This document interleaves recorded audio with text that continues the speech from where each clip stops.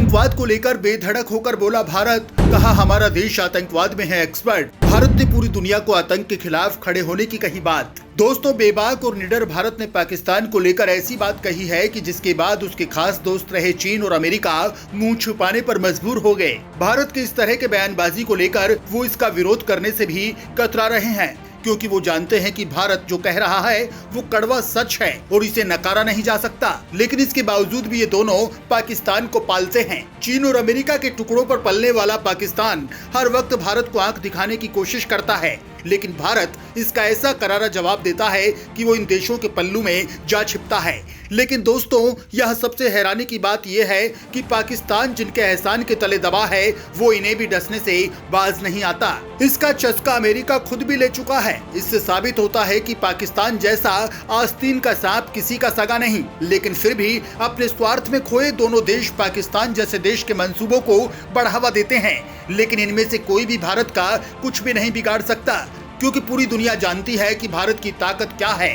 भारत अपनी काबिलियत के दम पर पूरी दुनिया में अपनी धाक जमाए हुए है।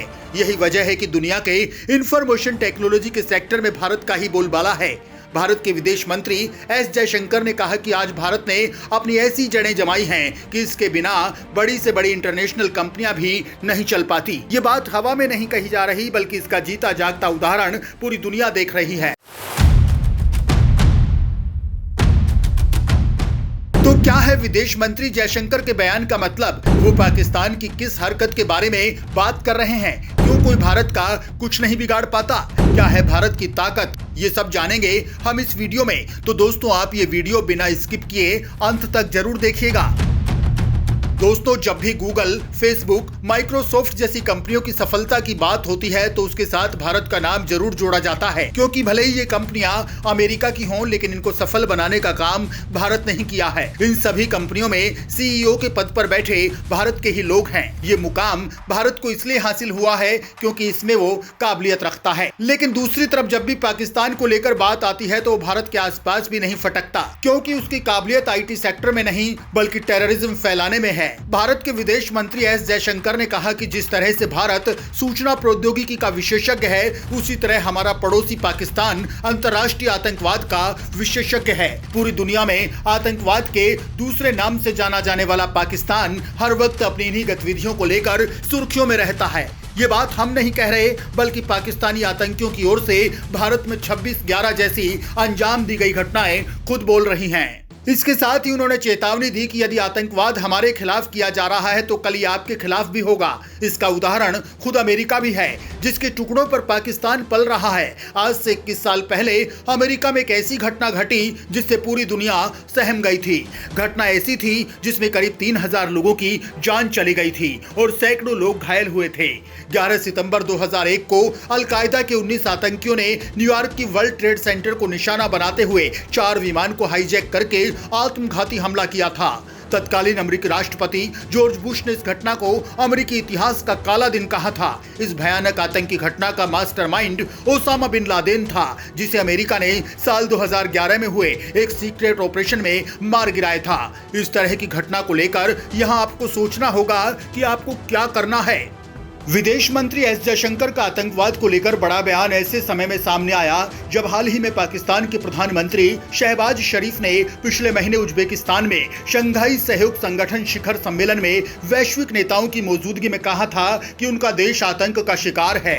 उन्होंने कहा था कि पाकिस्तान आतंकवाद का शिकार रहा है। मुझे इसके इतिहास में जाने की जरूरत नहीं है, लेकिन इतना ही कहना काफी है कि आतंकवाद के राक्षस को हराने के लिए हमने बहुत बड़ी कुर्बानियां दी हैं। हजारों पाकिस्तानी शहीद हुए। दोस्तों, आपको बता दें कि अमेरिका ने पाकिस्तानी आतंकवादी अब्दुल रहमान मक्की को प्रतिबंधित आतंकवादियों की सूची में डाल रखा है। वो लश्कर-ए-तैयबा प्रमुख और 26/11 मुंबई आतंकी हमले के सरगना हाफिज सईद का संबंधी है। संयुक्त राष्ट्र में भारत की राजदूत रुचिरा कंबोज ने कहा कि भारत को आपराधिक गिरोहों की आतंकवादी गतिविधियों में शामिल होने और संयुक्त राष्ट्र द्वारा काली सूची में डाले जाने के बावजूद अपराधियों को पड़ोसी देश में सरकारी अतिथि सत्कार मिलने का अनुभव है। उनका इशारा डी कंपनी के प्रमुख दाऊद इब्राहिम की ओर था। ऐसा माना जाता है कि दाऊद इब्राहिम पाकिस्तान में है, वो कई अवैध धंधों में लिप्त है और 1993 में मुंबई बम धमाकों के बाद वो भारत का सबसे वांछित आतंकवादी बन गया।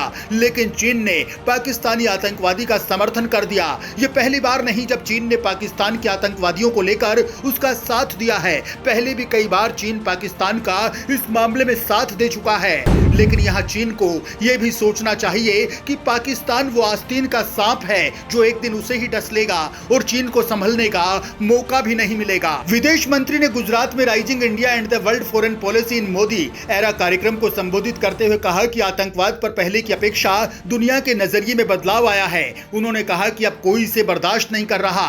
यह हमारी डिप्लोमेसी का उदाहरण है। आतंकवाद का समर्थन करने वाले देश दबाव में है। यह हमारी कूटनीति का एक उदाहरण है। ये देश इस मुद्दे को यह सोचकर नजरअंदाज कर देते थे कि इससे उन पर कोई असर नहीं पड़ता था क्योंकि यह कहीं और हो रहा है, लेकिन अब स्थिति बदल रही है। जयशंकर ने आगे कहा कि किसी भी देश ने इस तरह आतंकवाद नहीं अपनाया जैसा पाकिस्तान ने किया है। आप मुझे दुनिया में कहीं भी दिखाइए कि पाकिस्तान ने इतने साल तक भारत के खिलाफ क्या किया है। 26/11 के मुंबई हमले के बाद हमारे लिए स्पष्ट होना जरूरी है कि ऐसा व्यवहार अस्वीकार्य है और इसके क्या परिणाम हो सकते हैं। उन्होंने कहा कि जब भी किसी देश को निशाना बनाया जाता है तो मुंह तोड़ जवाब दिया जाता है। मैं कहूंगा कि यह भी एक कूटनीति का उदाहरण है। बता दें कि कई मौकों पर भारत ने व्यापक चिंताओं के बीच पड़ोसी देश के साथ आतंकवाद का मुद्दा उठाया है। आतंकवाद की इन घटनाओं के चलते ही पाकिस्तान को FATF ने ग्रे लिस्ट में डाल रखा है। वहीं अमेरिका से लेकर फ्रांस तक इस मुद्दे पर भारत के साथ खड़े दिखते हैं, जो कि पाकिस्तान और वहां के इस्लामिक आतंकवाद के खिलाफ खुलकर भारत का समर्थन करते हैं। जयशंकर ने कहा कि हाल ही के कई सालों में पूर्वोत्तर भारत में आतंकी घटनाएं कम हुई हैं। हमने 2015 में बांग्लादेश के साथ एक भूमि सीमा समझौता किया।